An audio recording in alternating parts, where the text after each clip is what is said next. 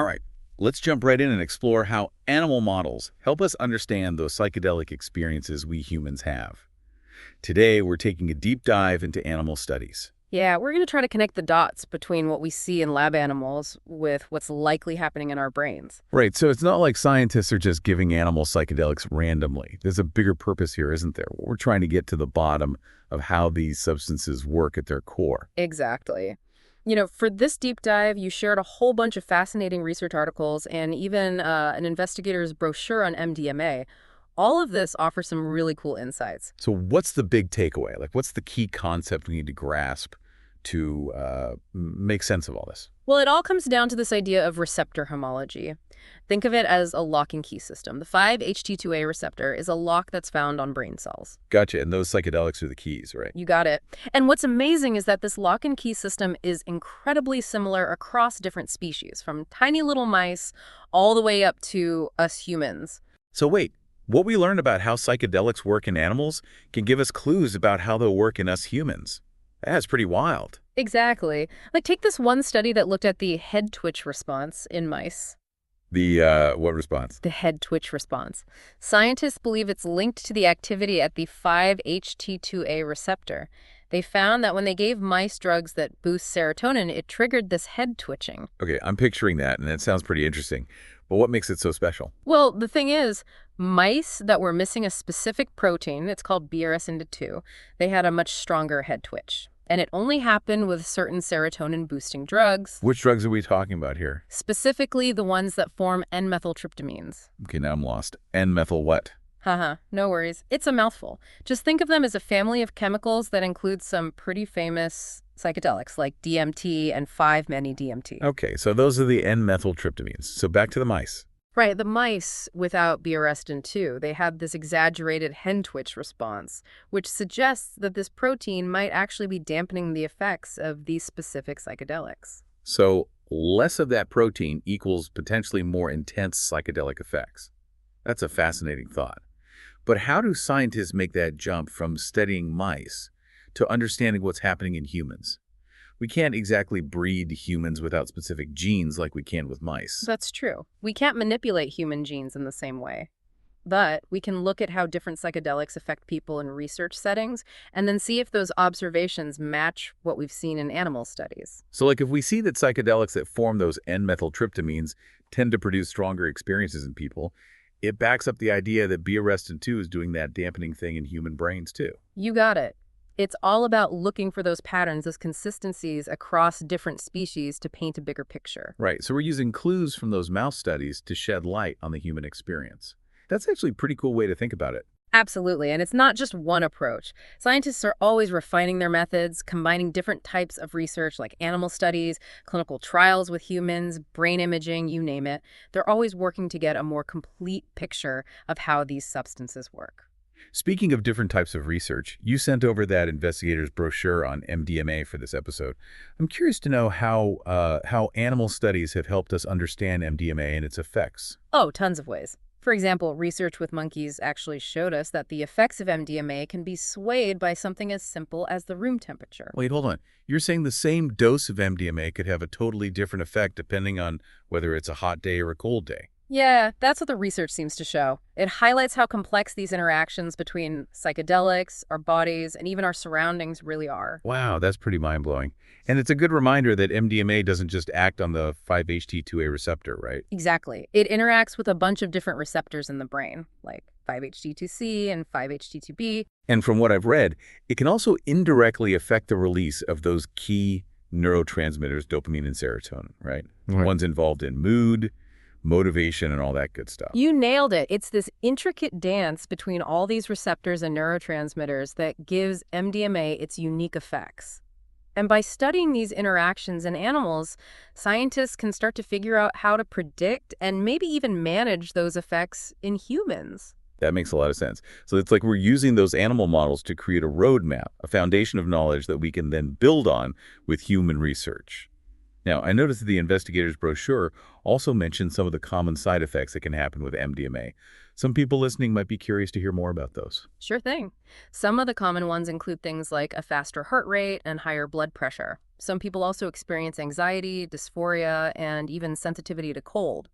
So, stuff to definitely keep in mind, especially as MDMA is being researched for therapeutic purposes. Absolutely. And there's been some concern about the long-term effects of MDMA too, specifically the possibility of neurotoxicity, which is basically damage to brain cells. Right, I've heard about that. It's a serious consideration. Yeah, and again, animal models are super valuable here. They help us understand those mechanisms involved and maybe even come up with strategies to minimize any risks. It all comes back to that central idea.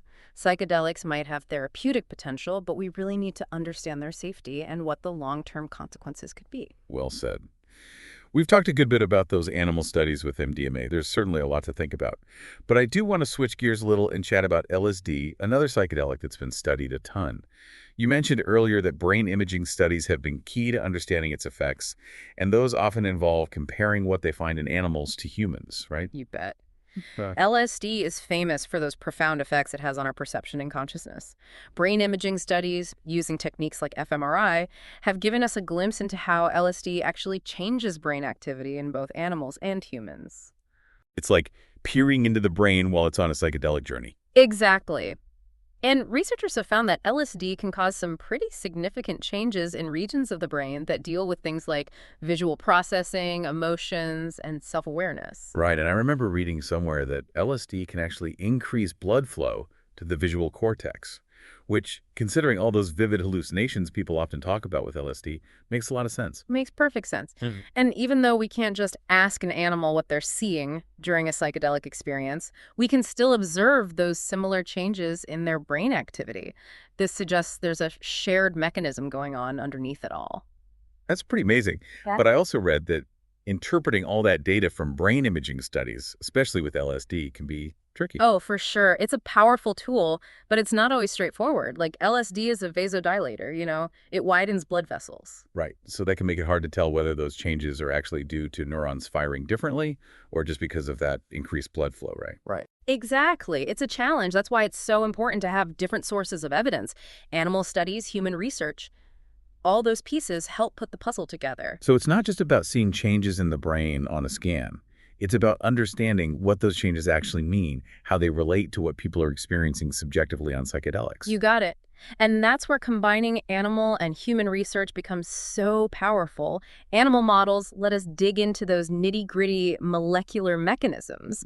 And then the human studies give us that glimpse into the psychological and behavioral effects. I see. It's all connected. And it seems like there's a real push towards combining different research approaches these days. It's not just animal studies happening in isolation anymore, right? Yeah. We're seeing more and more integration of findings from animal models, human clinical trials, brain imaging, even anthropology. Oh, absolutely. It's like you're putting together a puzzle, and each of those areas of study is a piece that contributes to a much richer, more nuanced understanding of how psychedelics impact the brain, the mind, and human behavior as a whole. And it's not just about understanding how they work from a purely scientific point of view, right?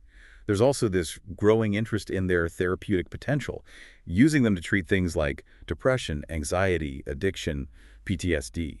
You're right. And all those insights we're getting from animal studies are really paving the way for those clinical applications.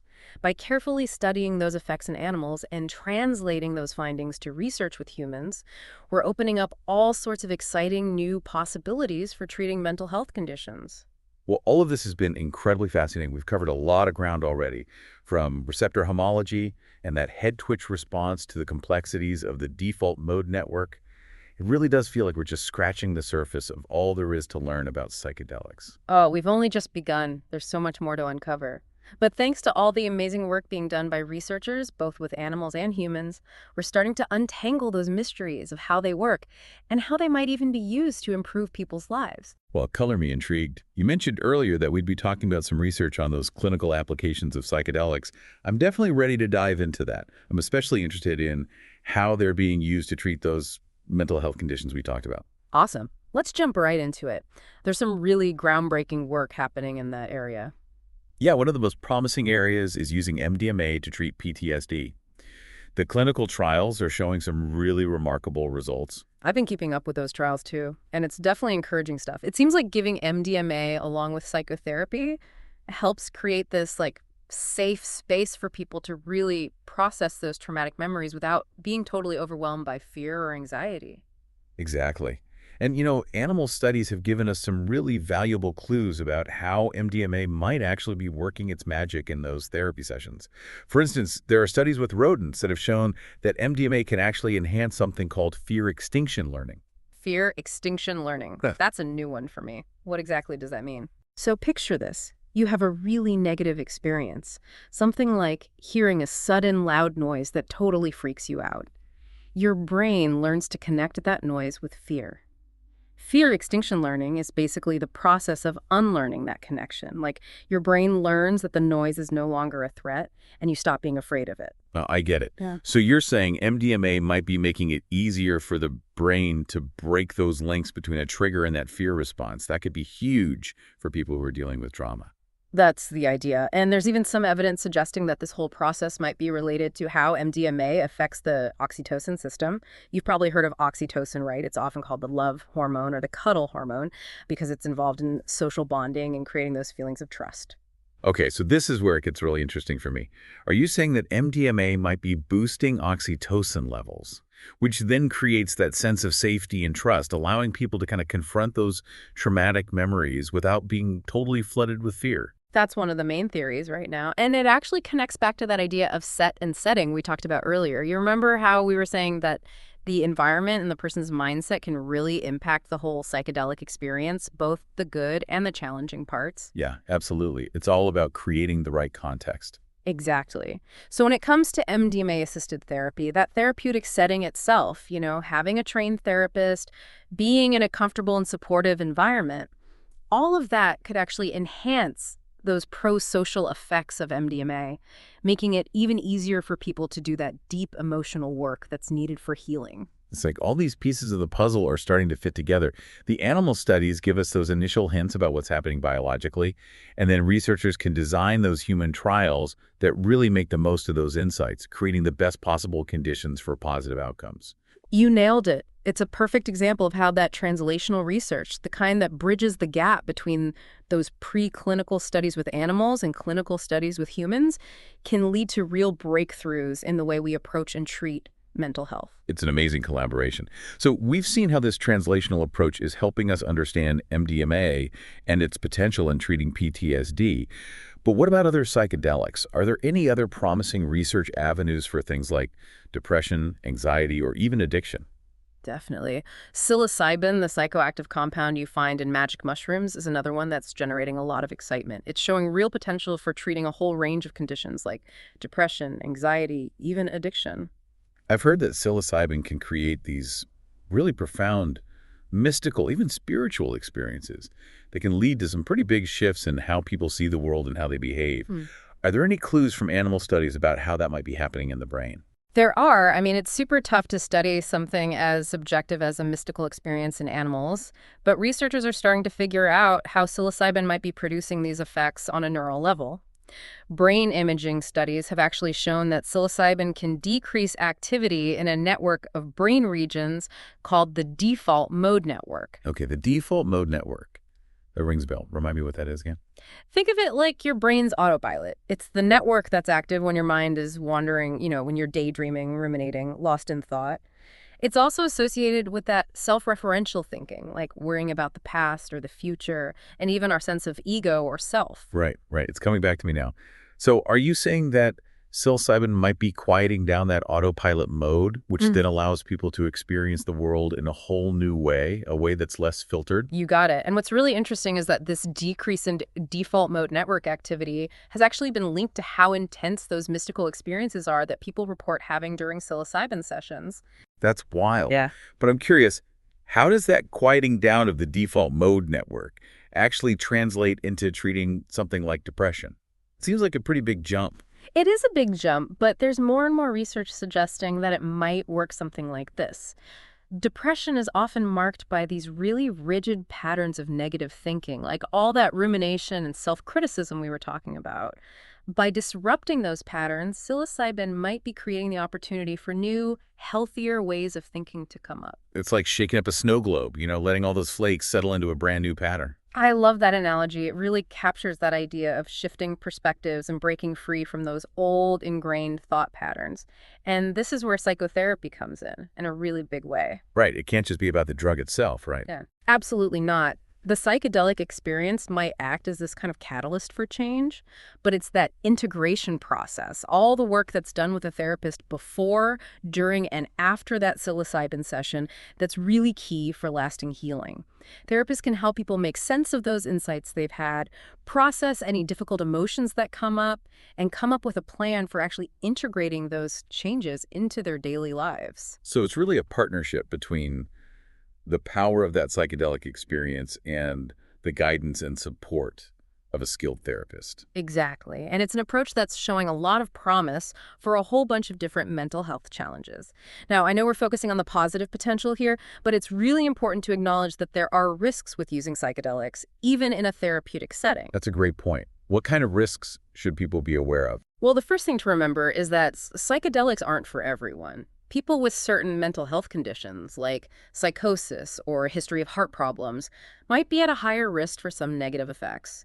That's why it's so crucial to have a careful screening process. Therapists need to make sure that the people participating are good candidates for this type of therapy. That makes total sense. And it sounds like the setting and having those trained therapists present are really crucial for making sure things are safe and minimizing any potential negative effects, right? Absolutely. Having a safe and supportive environment is paramount. And the therapists who work with psychedelics, they have specialized training. They know how to guide people through those experiences and provide support if difficult emotions or challenging things come up. A lot of people, myself included, have heard stories about those bad trips where someone has a really scary or unpleasant experience on psychedelics. How do therapists handle those kinds of situations if they happen during a session? It's true. Challenging experiences can definitely happen. Things like anxiety, paranoia, even a temporary feeling of being disconnected from reality. But the term bad trip is a bit oversimplified, and it gets thrown around a lot. So how do you approach those more difficult experiences in that therapeutic setting? The key is creating a space where people feel safe and supported. Therapists are trained to recognize those challenging moments and respond with compassion and skillful guidance. A lot of times, just offering reassurance and support is enough to help someone get through those rough spots. It sounds like it's all about creating an environment where people feel safe enough to just let go and explore whatever comes up, knowing that they have that trained professional right there with them to guide them through it. Exactly. And it's worth pointing out that even those challenging experiences, when they're processed and integrated with the help of a therapist, can actually become opportunities for learning and growth. They can help people uncover hidden patterns, confront those difficult emotions, and ultimately come to a deeper understanding of themselves. This has been so insightful. We've covered so much ground, from receptor homology and that whole fear extinction thing to the complexities of the default mode network. It's really amazing to see how research is connecting the dots between animal studies and human clinical trials to really unlock the therapeutic potential of these substances. It's a truly exciting time to be following this field.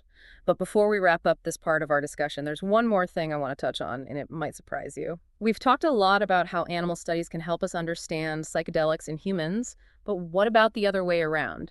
Can studying psychedelics in humans actually teach us anything about animals? Ooh, that's an interesting question. I hadn't really thought about it that way.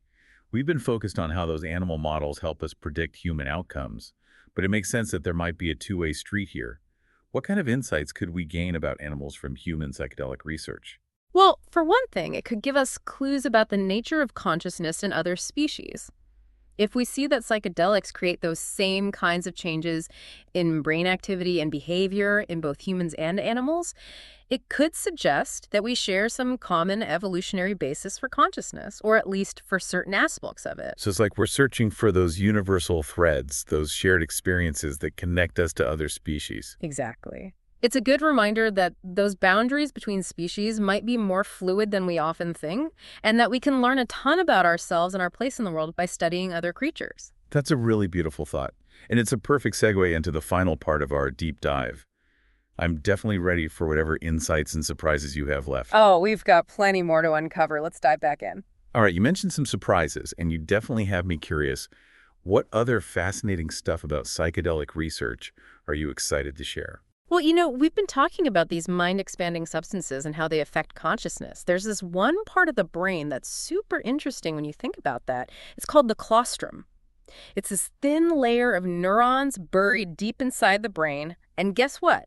It's packed with 5-HT2A A receptors. claustrum. Okay, I have to admit, I've never even heard of that before. What does it even do? That's the thing. Neuroscientists are still trying to figure it out completely, but some think it might be involved in integrating information from all those different parts of the brain, bringing all our senses and thoughts together to make one unified experience. So, like, it's the brain's grand central station where everything connects. And if it's full of those 5-HT2A receptors that psychedelics bind to, I can see why researchers would be interested. Exactly.